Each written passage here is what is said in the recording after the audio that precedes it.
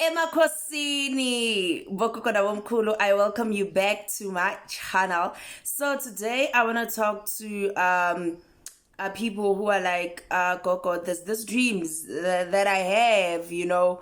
I dream nje siku serious, you know, senze into zabantu abadala, mhlambe ne-ex, mhlambe nomuntu endimaziyo, mhlambe, you know, with somebody, and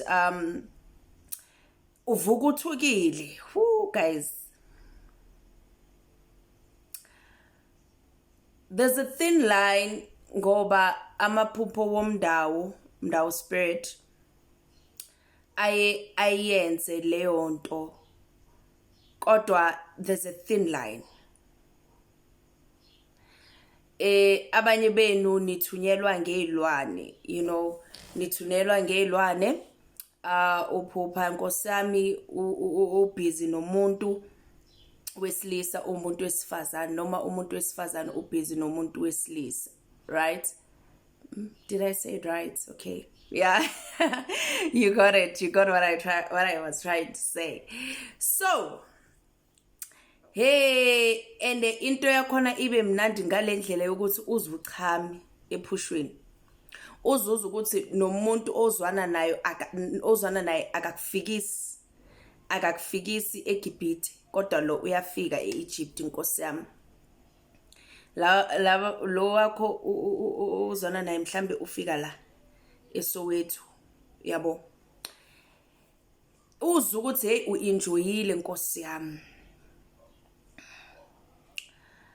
And one of the signs zokuthi mhlambe kungaba isichitho, kungaba isilwane, it's that uzobona nasephushweni mhlambe mawulala nomuntu, it will be so rough to the point ukuthi mhlambe uzubone usubleeda, like immediately, yabo, ubleed, mhlambe ugijimele ebhakedeni, ubleed amaklothi, kuyenzakale lezo zinto umuntu wesifazane.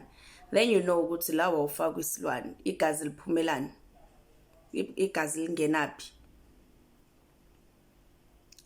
Then mhlambe uzwe ivoice noma umuntu ethi ngiyanihlanganisa soze niphinde nihlukane, and umuntu wakhona you like, and then isilwane leso basithumela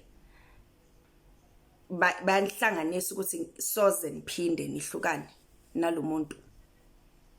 Kodwa ke ngoba siphila emhlabeni la abantu baganga khona, and amaphupho akhona azoziphinda ngeke kube iphupho eliwani. Nini uzocala uthi ulele uzwe into iyenzeka kodwa awuboni lutho, like awuphuphi kodwa uzwe ukuthi ayibulala ngangilele nomuntu, bakufaka sesingenile ke isilwane manje, sesiyazenzela kuwena ke, sesiyazenzela somfazi waso noma soyindoda yaso. And labo tekology bayakwazi Nkosi yami ukufesha.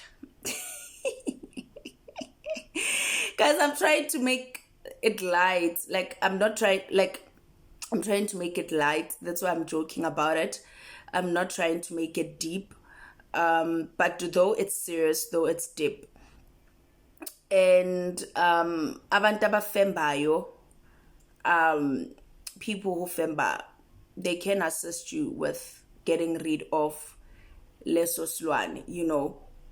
And one of the things that you can do to try to usicede amandla lesilwane on your side, on your end, it's avoid eating inyama, especially red meat. But because of kuyisilwane, I would say avoid eating meat at all, because it feeds on that to give it power. Uzozithola all of a sudden when at 12 p.m. so uyalamba, 1 a.m. when uyalamba uyavuka. Don't eat, you're feeding it. Now you're no longer eating for yourself. Now you're eating for this thing that was put inside of you. You know, palaza, kata, you know, avoid intimacy at all cost. If you have to be celibate, be celibate. ceda amandla emanzini ugeze uyehlana uthandaze siyophela amandla. But you still need to go ukuthi bayokukhipha isilwane. But you doing all those things usiceda amandla, and it's not nice ukufakwa isilwane, because isilwane kufana nokuthi isichitho. Abantu mabakubuka uthandeki, umuntu wakho othandana naye aze angasak-enjoy ngalendlela bekak-enjoya ngayo, ngoba waye lesilwane siyakuceda, sakuvithisa. Uthi uyindoda mawufanele ulale nomuntu wakho, ama-feelings ayaphela, ngoba waye lo sesohlezi ulala naye ebusuku nkosami uyakunelisa, ukenza ungasabi nemizwa for umuntu othandana naye.